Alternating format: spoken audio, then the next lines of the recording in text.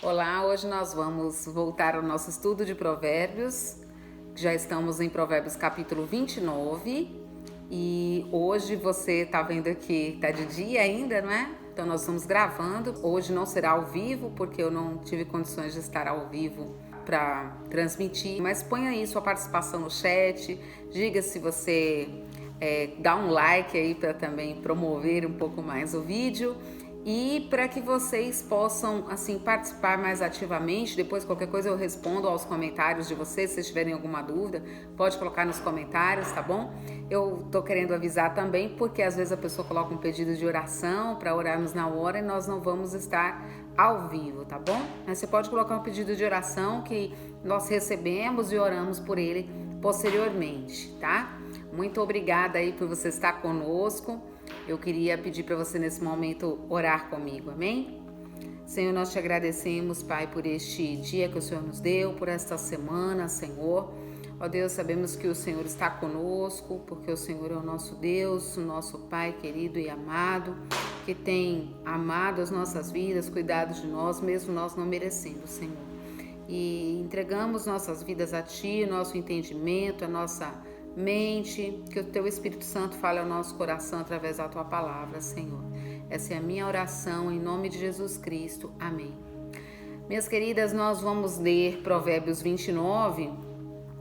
É como nós fazemos sempre, nós lemos todo o capítulo e depois nós voltamos comentando, tá bom? Então abra aí a sua Bíblia em Provérbios 29, nós vamos ler Provérbios 29 tem 27 versículos, vamos ler todos, hein? Quem insiste no erro, depois de muita repreensão, será destruído, sem aviso e irremediavelmente.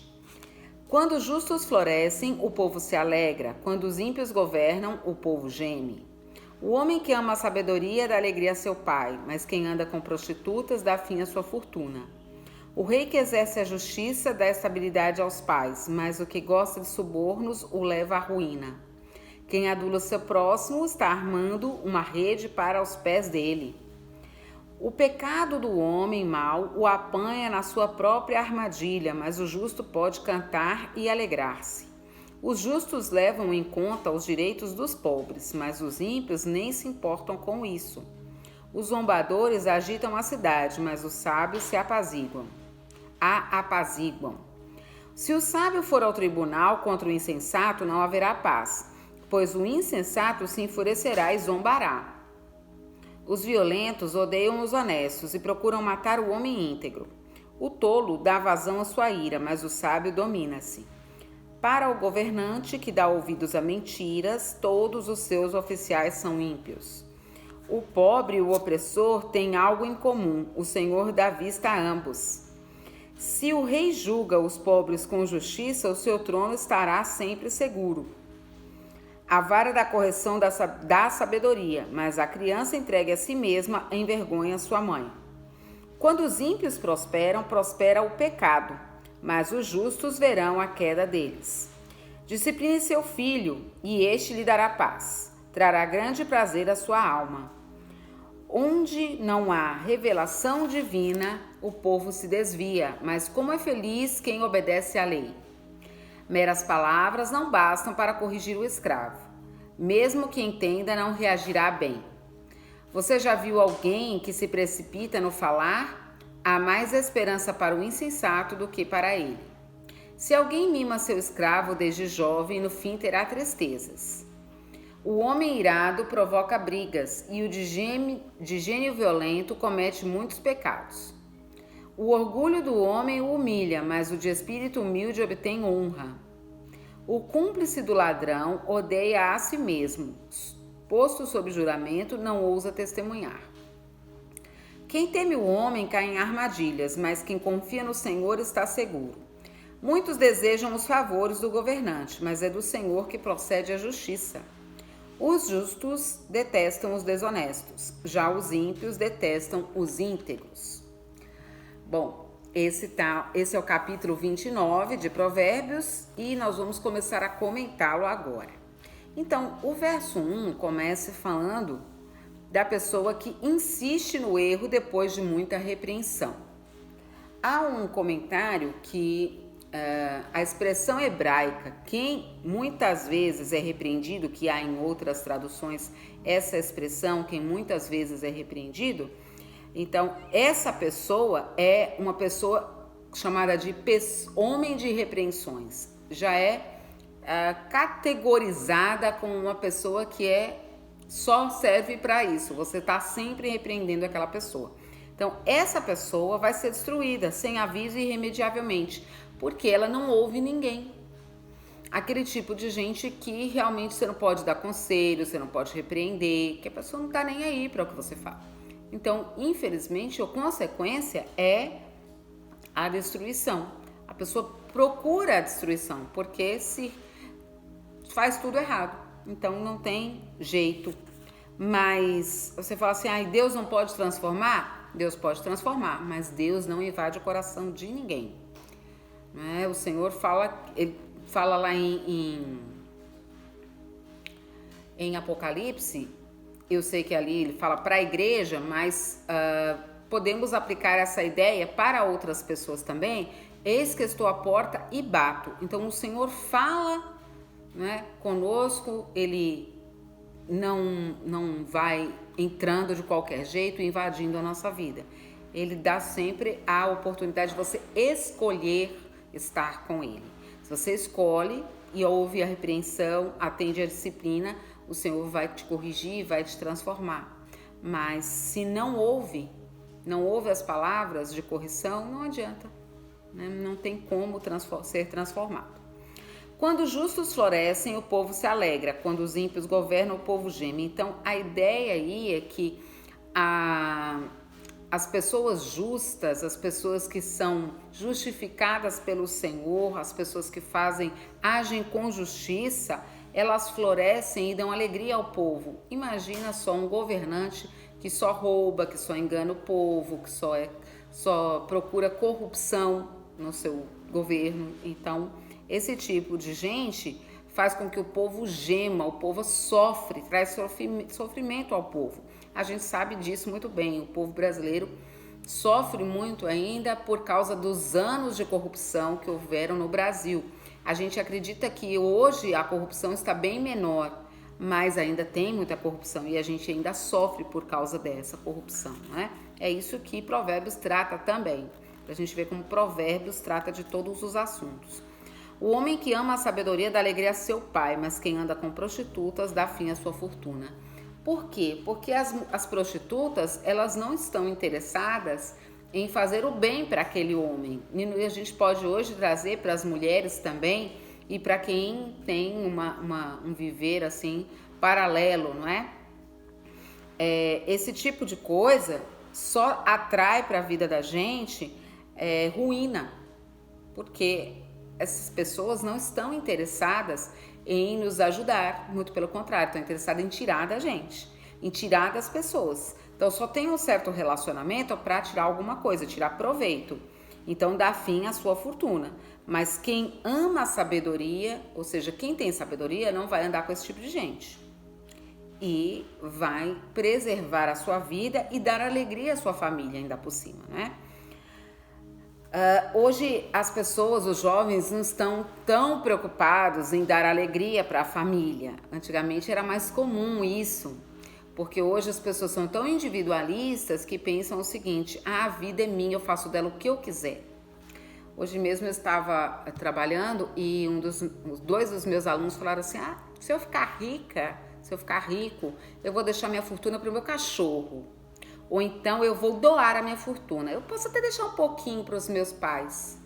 Olha só, estuda na escola particular, os pais pagam a escola, os pais dão de tudo e eles não sabem ser gratos. Por que isso? Porque muitas vezes os pais não ensinaram a sabedoria. Então a gente precisa ensinar, e mais para frente a gente vai ver no verso 15 e no verso 17, que o ensino e a disciplina faz parte do ensino, ela cabe aos pais. Olha o verso 15, o que diz: a vara da correção dá sabedoria, mas a criança entregue a si mesma envergonha sua mãe. Então muitas vezes a disciplina é a vara da correção. É fácil fazer isso? Não é. mas você tem que fazer de cabeça fria, não pode ser na hora que tá com raiva, senão bate onde não deve, né? Tem que ser muito calmamente, conversar, explicar por que a criança tá sendo disciplinada. Aquela vara ela tem que ser usada algumas vezes, não é sempre. Às vezes uma conversa resolve o problema, uma conversa, né, bem pontual, não passando a mão na cabeça, né, pela cabeça. Ah, meu filhinho, deixa pra lá. Não, é uma coisa bem séria, tem que falar, você errou nisso, nisso e nisso, e isso aí não, além de não agradar a Deus, não agrada a nós e vai te trazer para o futuro uma consequência muito ruim. Então você precisa ser disciplinado agora, então você vai apanhar. Não é fácil fazer isso, mas a gente precisa fazer. Faz parte dos pais, né? São dos pais a responsabilidade disciplinar, não é da escola, não é do avô, não é da avó, não é do tio, da tia, dos pais. Infelizmente a sociedade está como está porque os pais hoje são fracos, eles não têm coragem de disciplinar. Muitas vezes deixam isso correr solto e chega na escola, o aluno é difícil de tratar porque a criança não foi disciplinada em casa. E esse essa é uma responsabilidade dos pais, né? Voltando aqui para o verso 4, o rei que exerce a justiça dá estabilidade aos pais, mas o que gosta de subornos leva à ruína. Aquilo que a gente estava falando, aos pais não, ao país, né? A gente estava falando no verso 2. Então, o rei que exerce a justiça, ou seja, o governante que exerce a justiça, ele vai dar estabilidade para o país, mas quem gosta de suborno, de corrupção, vai levar o país à ruína. Quem adula seu próximo está armando uma rede para os pés dele. Então, por quê? Se adula o próximo, ele acha que ele é aquela coisa toda, né? Se enche de orgulho, se enche de vaidade, e aquilo é um laço para os próprios pés, tá? Uma rede para os pés. A pessoa vai ser apanhada e vai cair de repente e vai ver assim, nossa, eu não sou tudo aquilo que me falaram que eu sou. Então, é bem complicado isso. E a gente tem que tomar cuidado. A gente tem que obedecer, por exemplo, aos nossos patrões, não é? A gente precisa obedecer. Só que a gente não precisa adular essas pessoas. A gente tem que ser obediente, porém não aduladores, bajuladores, né? Lisonjeadores. O pecado do homem mau o apanha na sua própria armadilha, mas o justo pode cantar e alegrar-se. Então, o pecado, ele mesmo traz a armadilha dele. O pecado tem a sua própria consequência. Não tem como fugir à consequência. Deus perdoa, perdoa, mas tem uma consequência e não tem para onde fugir. Precisa sofrer a consequência, faz parte. Não tem como você não sofrer. Você fala assim, mas por que Deus está sendo tão injusto comigo? Não é Deus que está sendo injusto, Deus está sendo justo. A questão é que a gente, quando peca, muitas vezes não mede as consequências daquilo que está fazendo. Então, precisamos pensar, antes de ter sabedoria e prudência, antes de pecar, pensar, não é? Os justos levam em conta os direitos dos pobres, mas os ímpios nem se importam com isso. Então, os ímpios não se importam com as pessoas pobres em geral.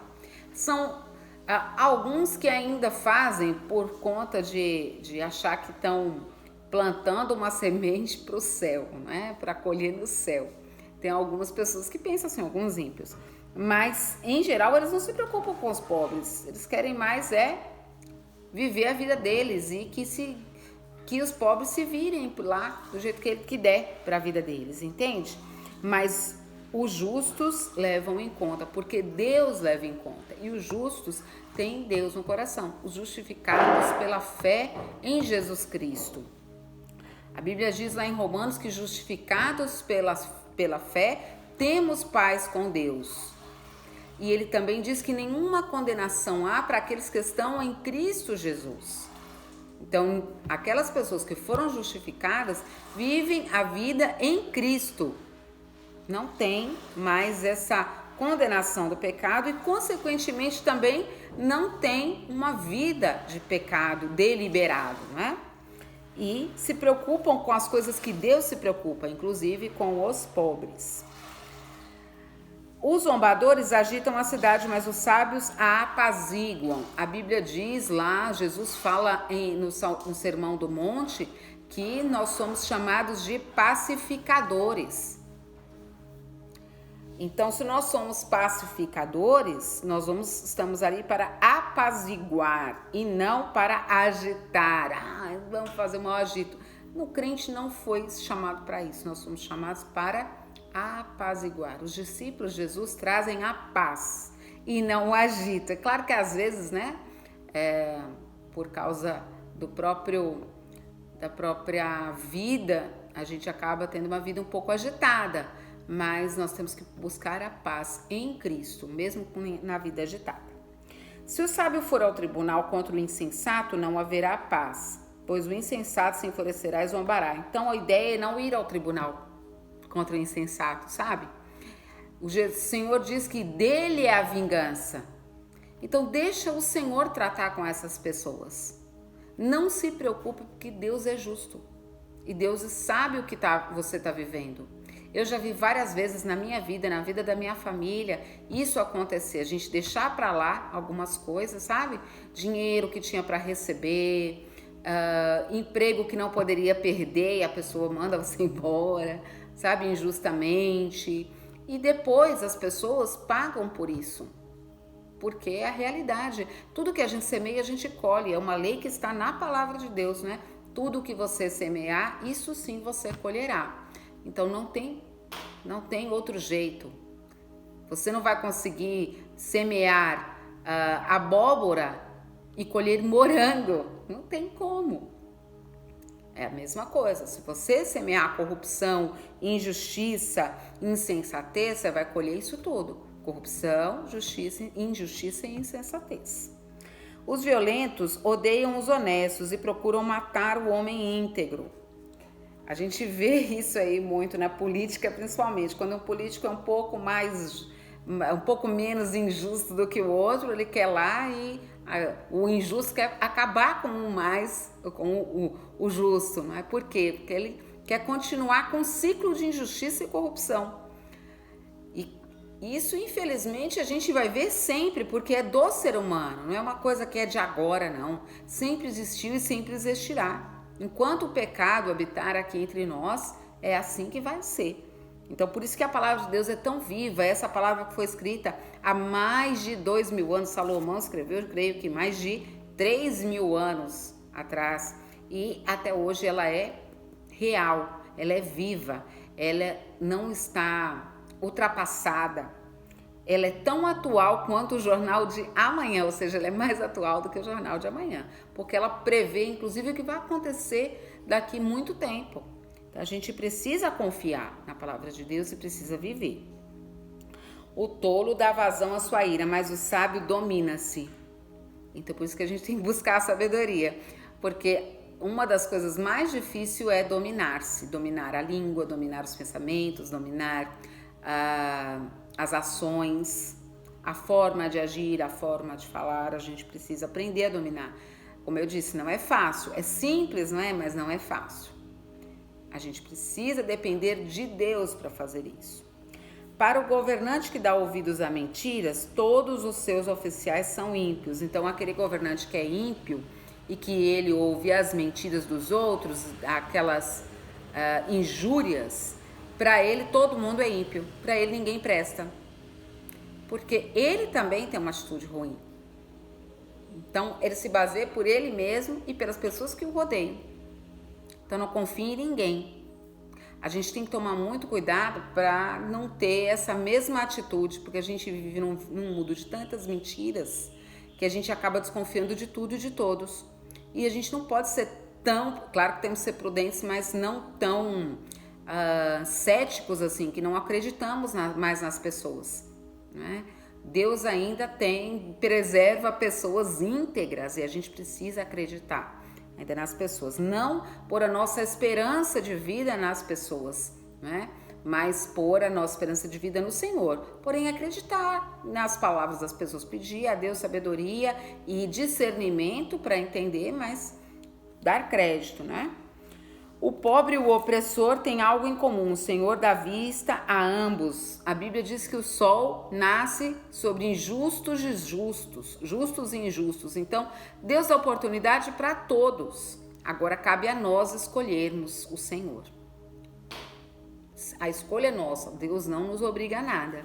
A gente é que tem a escolha do que deve fazer. Se o rei julga os pobres com justiça, seu trono estará sempre seguro.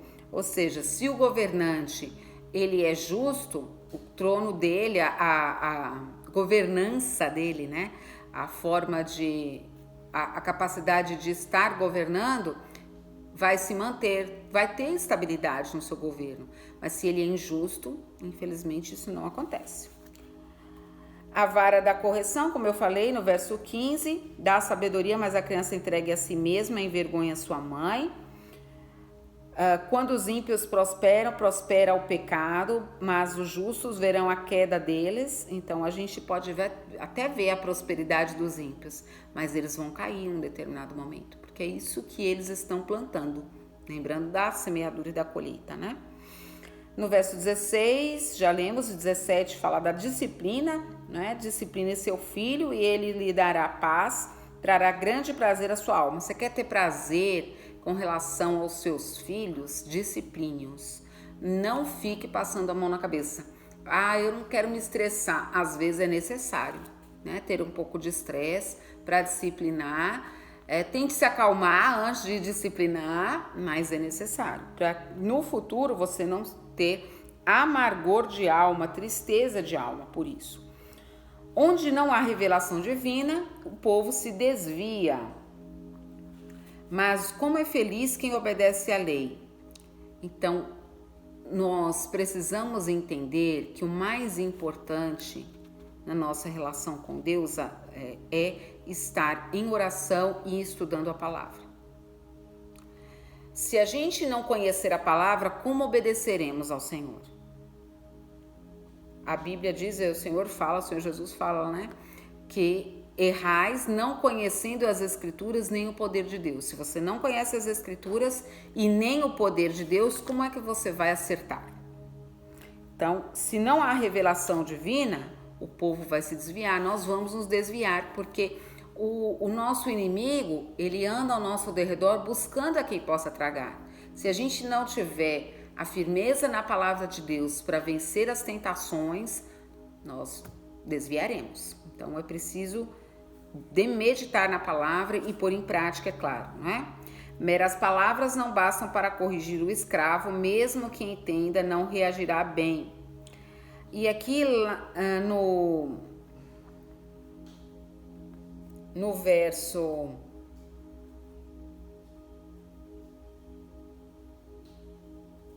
tem outro verso aqui que vai falar sobre o escravo, a gente vai chegar nele depois. Eu queria só pensar um pouquinho aqui sobre essa questão do relacionamento. Aqui ele fala do escravo, né? Aqui a ideia é um escravo teimoso. Eu procurei aqui, eu pesquisei para saber. Não um escravo, um empregado. Aqui a relação era de escravo mesmo, né? Porque na época existiam os escravos. Mas pensando nessa relação de empregado e empregador, a gente precisa entender que existe aqueles empregados que são rebeldes, que você pede para a pessoa fazer uma coisa, ela faz o contrário. Então, por mais que vá falar ali com aquela pessoa mansamente, muitas vezes a pessoa não entende. Então, a gente precisa ser um pouco mais duro, às vezes, para que essa pessoa entenda e caia na real.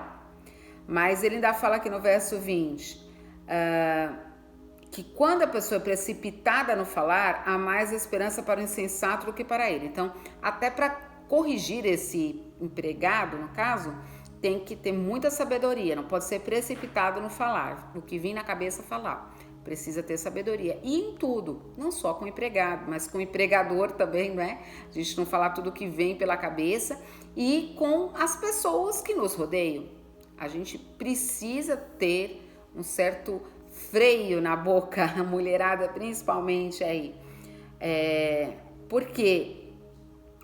Porque quando a gente fala tudo que vem na cabeça, a gente é pior do que o insensato. Há mais esperança para o insensato do que para nós. A gente precisa tomar muito cuidado. Aqui é o verso 21 que vai falar do escravo novamente. Se alguém mima seu escravo desde jovem, no fim terá tristezas. É aquela história, né? Você tem que tratar, é um bom relacionamento, mas não com mimos. Ah, mas se eu tratar com mimo, ele vai me atender na hora que eu precisar. Nem sempre. Vai achar que é sempre assim, que é sempre muito fácil. Tudo na vida é difícil, não tem nada fácil. Se você tem uma empresa, dificilmente essa empresa chegou nas suas mãos e prosperou com facilidades. A maior parte das pessoas tem muitas dificuldades financeiras, administrativas, de vendas e tudo mais. Então, não é fácil manter uma empresa. Então, você tem que pensar nisso, né? Ah, mas também não é fácil achar um bom empregado. Sim, mas você trata bem, mas não precisa mimar. É igual filho, a gente vai tratar bem, mas não precisa ficar mimando o filho, não é? Não é isso. Não é esse o correto, o ideal para nós. O homem irado provoca brigas e o gênio violento comete muitos pecados. Olha aqui, o verso 22 fala do homem irado. O homem irado é aquela pessoa que fica furiosa e fica louca, fala tudo que vem na cabeça, bate, esbraveja, arruma briga com todo mundo. Esse é o homem irado, aquela pessoa desenfreada, nervosa, estressadíssima. Hoje eu estava no centro da cidade e tinha um rapaz em frente ao Banco do Brasil, e tinha uma fila na porta do Banco do Brasil, e esse rapaz estava gritando: vocês são folgados, falando dos empregados do banco, né, dos funcionários do banco. Que vocês chegam 10 horas da manhã, começa a atender a gente 11 horas, 2 horas já quer ir embora. Vocês pensam o quê? Trabalhador aqui trabalha 8 horas para ganhar um salário mínimo. Vocês ganham muito bem, vocês são muito folgados. Eu sei que ele falou tanta coisa, isso é o mínimo que eu tô falando aqui. Eu falei, meu Deus, que homem revoltado. Aí eu me lembrei de um filme que eu assisti há um tempo atrás, bem antigo, Um Dia de Fúria. Ele é com esqueci o nome dele agora. O pai e o filho eram atores, o pai já morreu. E Michael Douglas, isso mesmo, com Michael Douglas. E ele é demitido da empresa que ele trabalhava, e ele trabalhava muitos anos lá. E de repente ele se vê desesperado, com a hipoteca da casa para poder pagar, com o financiamento de carro, com os filhos na escola, e ele não sabia o que ele ia fazer da vida dele. Ele ficou louco, saiu quebrando tudo, quebrando restaurante, quebrando banco. Esse filme você pode pesquisar aí, você vai encontrar na internet, Um Dia de Fúria. É isso aí que é um homem irado, uma pessoa irada. Ela não tem limites. E é o que acontece aqui, é um gênio violento, comete muitos pecados. Então a gente não tem que deixar a ira subir a nós, não é? A Bíblia diz: irai-vos e não pequeis. Então você pode ficar irado, mas não vá cometer pecados. Se controle, busque a Deus, né? Busque ao Senhor para que Ele acalme o seu coração. Irai-vos e não pequeis. Não deixe o sol se pôr a sua ira, ou seja, não deixa passar a ira do dia para o outro. Resolve as suas questões. Primeiro resolve com o Senhor, que o Senhor vai te dar paz, vai te dar discernimento para saber o que fazer. Certo? O orgulho do homem humilha, mas o espírito humilde obtém honra. A Bíblia toda fala sobre isso, porque a questão do orgulho, ela tem muito a ver com a soberba. E a soberba tem muito a ver com aquela questão, já começando lá no Éden, né, de Eva, na hora que a serpente falou para Eva assim: se você comer do fruto, você vai ser igual a Deus, conhecedora do bem e do mal. Então é uma soberba, querer ser melhor que os outros, ela querer ser igual a Deus. Olha que coisa absurda. E isso é um orgulho, e o orgulho vai humilhar a própria pessoa que tem orgulho. No entanto, o espírito humilde traz honra. E em outro texto da palavra de Deus, diz que Deus resiste aos soberbos, mas dá graça aos humildes. Eu não quero que Deus resista a mim, eu quero que Deus me dê graça. Tudo que eu preciso do Senhor é da sua graça. Então, eu preciso ser humilde. Você e eu precisamos ser humildes. Se a gente não consegue isso, é depender de Deus. Se quebrantar na presença do Senhor. Se humilhar na presença do Senhor para que o Senhor possa nos transformar. E lá em Tiago fala, né? Para que nós nos humilhemos na presença do Senhor, que Ele nos exaltará. Ou seja, Ele nos dará honra. No 24, o cúmplice do ladrão odeia a si mesmo, posto sob juramento e não ousa testemunhar. Por quê? Porque o cúmplice do ladrão, ele não vai querer se incriminar. Como é que ele vai testemunhar? Você acha que ele vai se incriminar? Não. Apesar dele se odiar a si mesmo, ele não quer se colocar numa situação pior do que a que ele já está. Ninguém quer. Ninguém está numa situação ruim e quer se colocar numa pior. Muito menos o cúmplice do ladrão, né? Quem teme o homem cai em armadilhas, mas quem confia no Senhor está seguro. Lembra que eu falei que a gente não pode pôr esperança da nossa vida na mão das pessoas?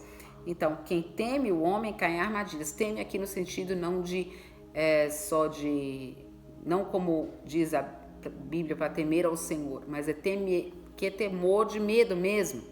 Quem tem medo do homem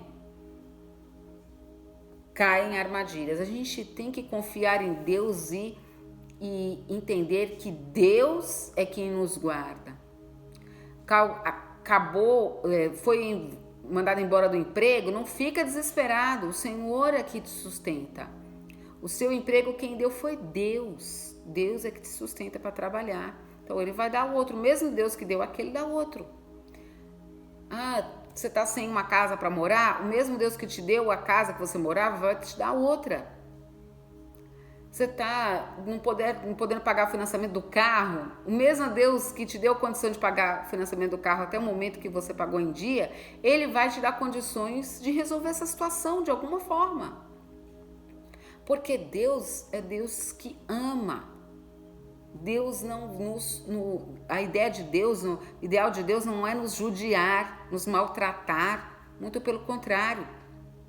Mas a gente precisa confiar, depender dele e fazer, claro, né? Se controlar, ter um orçamento, também não vai gastar loucamente e achar que Deus vai suprir todas as necessidades, que também não é assim, é falta de sabedoria. Muitos desejam os favores do governante, mas é do Senhor que procede a justiça. Gente, como no Brasil tem muito disso, né? Não, vamos ali conversar com o vereador que ele arruma para nós ali o exame médico. Vamos fazer aqui aliança com esse governante aqui, né? Fazer bastante amizade com essa pessoa, porque ela é influente na política. É do Senhor que procede a justiça. Não é da sua amizade com o juiz, não é da sua amizade com o político, é de Deus. Os justos detestam os desonestos, os políticos, né, desonestos. Mas já os ímpios detestam os íntegros. Se o político é ímpio, você acha que ele vai gostar de você? Ele está ali atrás de você só pelo voto, depois ele te esquece. Então, presta atenção na sua vida, confia no Senhor, se alia aos justos, se alia àquelas pessoas que Deus está colocando na sua vida, mesmo que elas sejam humildes, ou mesmo que elas sejam pobres, sabe? Deus é que faz as coisas, Deus que dá o crescimento, Deus é que dá a prosperidade, não é pessoas, políticos, nada disso. Pessoas influentes, não é. Quem dá é Deus. E a gente precisa confiar em Deus. Bom, hoje nós fizemos aí um pouco mais rapidamente, não é? Tá dando aí agora 34 minutos, mas esse é o meu propósito mesmo, eu já até falei para vocês, né? Terminar em 30 minutos ou até antes. Não consegui, mas eu espero conseguir na próxima vez, tá bom, gente? Que Deus abençoe vocês, nós vamos orar agora. E que você possa depois meditar com calma e marcar os versículos que você não entendeu direito. Caso você tenha alguma dúvida, coloque aí no chat, tá bom? E não esqueça de colocar que você esteve aqui. Passa por aí, né? Coloca um comentário sobre o estudo. Se não concordou com alguma coisa, pode colocar também, tá? O importante é você participar, tá bom? Vamos orar? Pai querido, nós te agradecemos por este dia, por este tempo de estudo da tua palavra, que o Senhor nos ensine cada dia a viver esta palavra bendita, Senhor. Nos dá sabedoria, nos dá discernimento, nos dá, ó Deus, domínio próprio. Ó Deus, ajuda-nos a ponderarmos antes de falar, Senhor, e ensina-nos, Deus, a sermos cristãs que alegrem o teu coração, realmente discípulos de Jesus Cristo. Ó Deus, nos ajuda ao disciplinar os nossos filhos, não nos deixa, Deus, deixar correr soltas as coisas, mas que possamos ter sabedoria, Deus, na nossa casa, no nosso lar e em tudo o que fizermos, Senhor. Essa é a nossa oração, em nome de Jesus. Amém. Que Deus abençoe a sua vida. Semana que vem, Provérbios capítulo 30, tá bom? Um grande abraço.